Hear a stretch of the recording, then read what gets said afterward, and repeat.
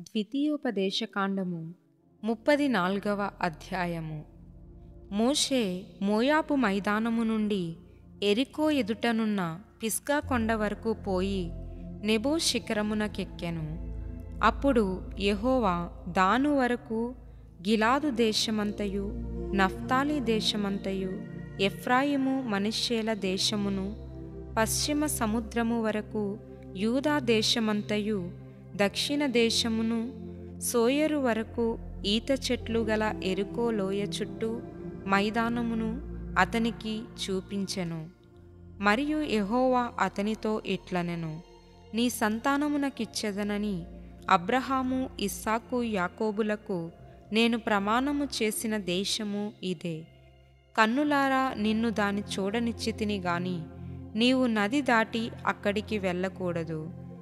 యెహోవా సేవకుడైన మోషే యెహోవా మాట చొప్పున మోయాబు దేశములో మృతి నొందెను.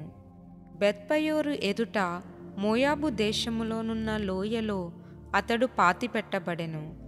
అతని సమాధి ఎక్కడనున్నదో నేటి వరకు ఎవరికీ తెలియదు.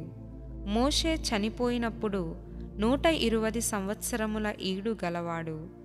అతనికి దృష్టి మాంద్యము లేదు, అతని సత్తువ తగ్గలేదు. ఇశ్రాయేలీయులు మోయాబు మైదానములలో మోషేను బట్టి 30 దినములు దుఃఖము సలుపగా, మోషేను గూర్చిన దుఃఖము సలిపిన దినములు సమాప్తమాయెను.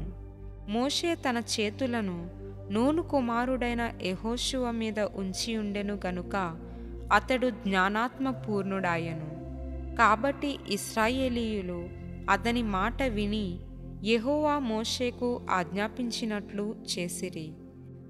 ఐగుప్తు దేశములో ఫరోకును అతని సేవకులకందరికిని అతని దేశమంతటికిని ఏ సూచక క్రియలను మహత్కార్యములను చేయుటకు యెహోవా అతని పంపెనో వాటి విషయములోను ఆ బాహుబలమంతటి విషయములోను మోషే ఇశ్రాయేలు జనులందరి కన్నుల ఎదుట కలుగజేసిన మహాభయంకర కార్యముల విషయములోను యెహోవాను ముఖాముఖిగా ఎరిగిన మోషే వంటి ఇంకొక ప్రవక్త ఇశ్రాయేలీయులలో ఇదివరకు పుట్టలేదు.